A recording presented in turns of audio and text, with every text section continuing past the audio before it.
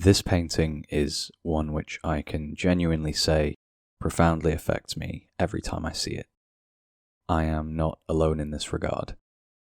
Its creator admitted to struggling to complete the work, often painting in a trance, his own creation causing him such discomfort that he could not work on it for more than a few hours at a time. He would reminisce that he felt compelled to turn away from the easel, to hide the picture. He even abandoned the project before its completion, taking around a year's break from his regular work to travel around Western Europe. It was witnessing the brutality of a bullfight in Spain, becoming transfixed by the blood, that sparked his morbid fascination and drive to finish the painting once and for all. Its reveal to Tsar Alexander III following its completion in 1885 caused such shock among onlookers that the Russian despot banned its exhibition and reproduction, until persuaded otherwise by numerous artists' petition. In January 1913, a man entered the Tretyakov Gallery in Moscow and, driven by anger and madness, tore the painting 3 times with a knife.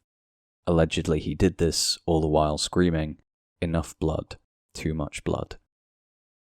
In May 2018, the piece was once again physically attacked by a man who smashed the security glass and struck at the painting with a metal bar. This all sounds as though this image must have some supernatural quality, that it has the power to drive men mad, disturbing even the Tsar.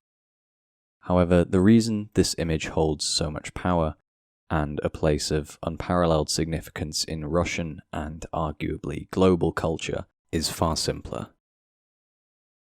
The painting is Ivan the Terrible and His Son Ivan by Ilya Repin. It depicts the aftermath of an iconic event in Russian history.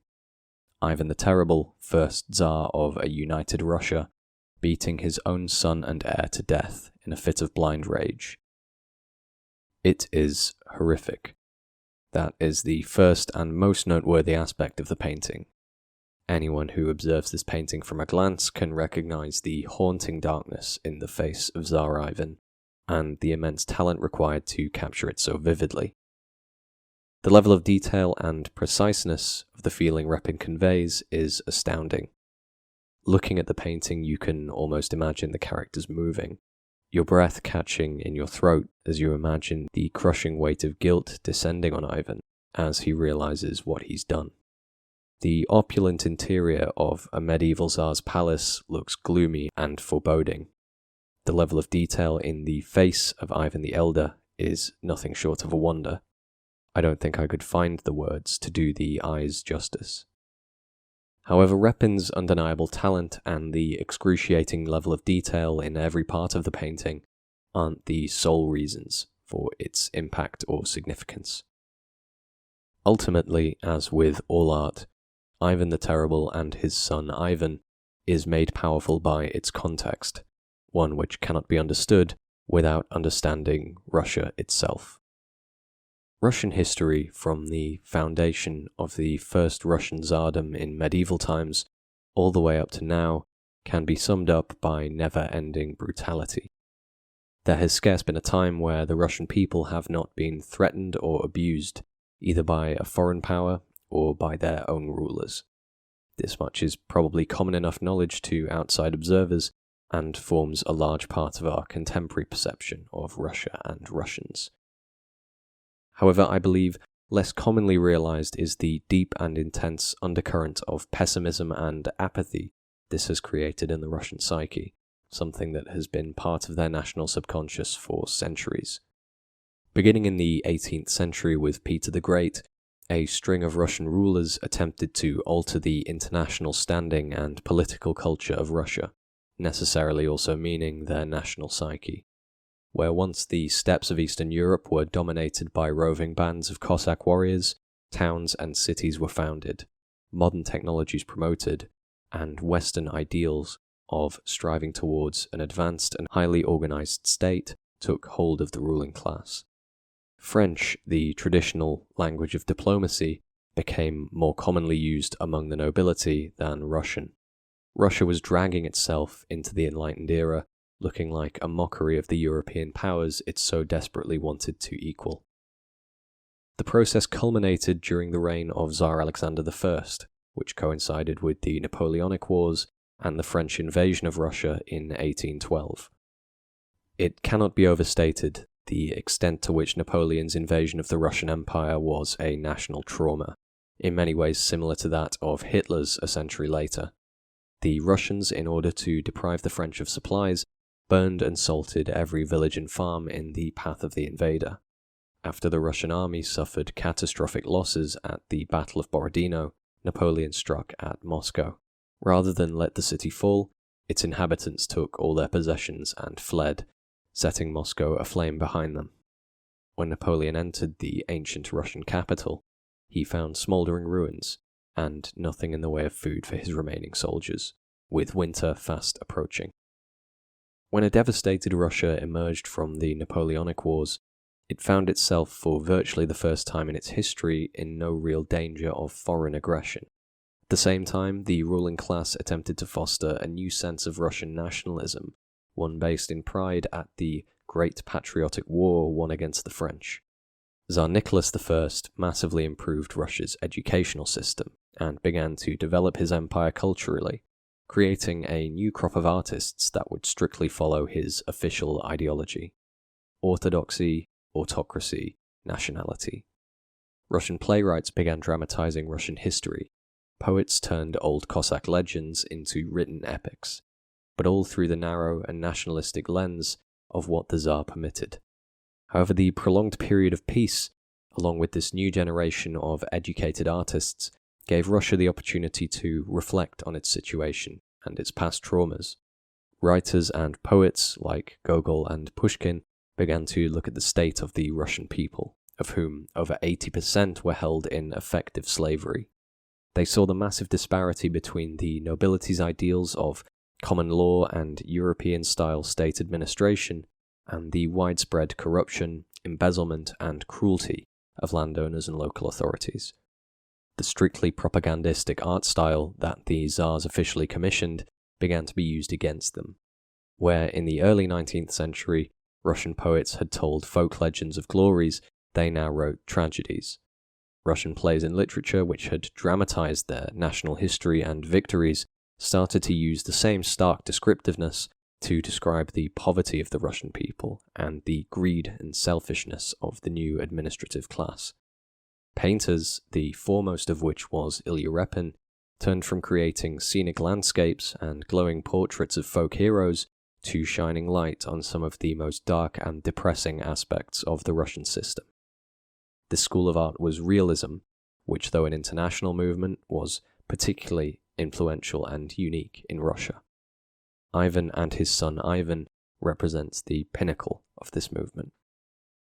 Ivan is quite possibly the most direct artistic attack on Imperial Russia's system of government and culture, despite the fact that it is so indirect.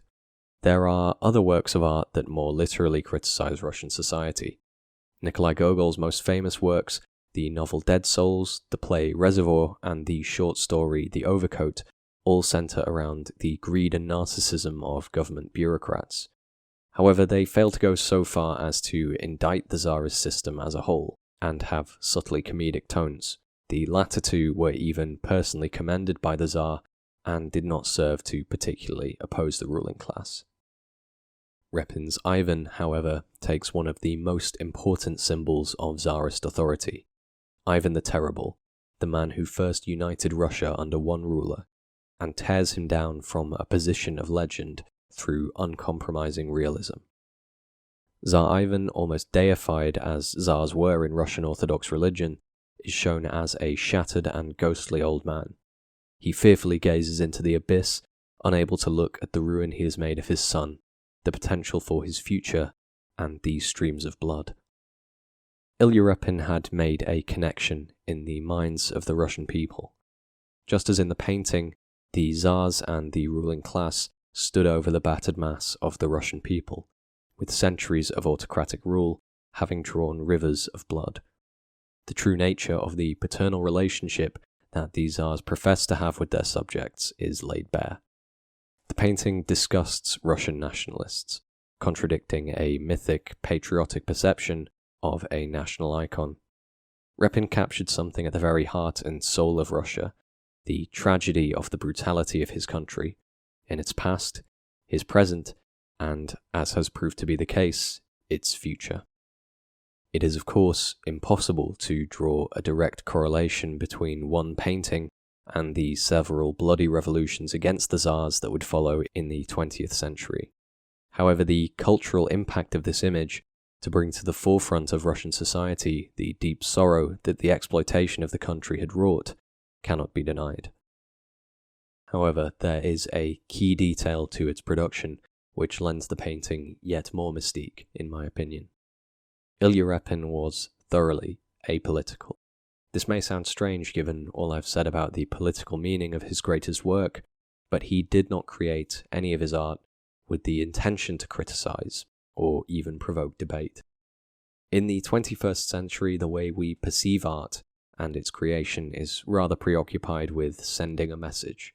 The purpose of teaching art and literature in modern-day schools, it seems, is largely focused on extracting authorial intent. Therefore, the way that we in the 21st century often go about creating such art is by starting with overt political intent. Repin stated that in creating Ivan the Terrible and his son Ivan, he had only one goal, and it was the purity of this intent that truly gave the painting its technical brilliance, as well as its deeper meaning to those who observe it. That intent was simply to capture a feeling. If Ilya Repin had begun his masterpiece with the intention to make Tsar Ivan look an evil, bloodthirsty tyrant, and to cast criticism on the contemporary Russian state, not only would he have been censored and possibly imprisoned, but we may have ended up with a cartoonish caricature, not a darkly true portrait. Doubtless, there is so much more that I could say, or that I have missed, about this beautiful, terrible piece of art. But I simply wanted to theorize on why it affects me and so many others so extraordinarily. The few Russians I've met have been funny, sharp, and perceptive people, but under it all lies a fascinating and enigmatic mindset, as alien to non-Russians as the language itself. It should go without saying that it is impossible to fully understand Russia and Russian culture without speaking the language. However, understanding the formation of its national subconscious from a historical perspective can at least provide some insight. Despite all its upheaval, revolution, counter-revolution, and reform, it feels like Russian society will always be personified by the terrifying visage of Ivan. It's a country that typifies the dichotomy of tragedy and comedy more than most, and in the end, there's still so much blood.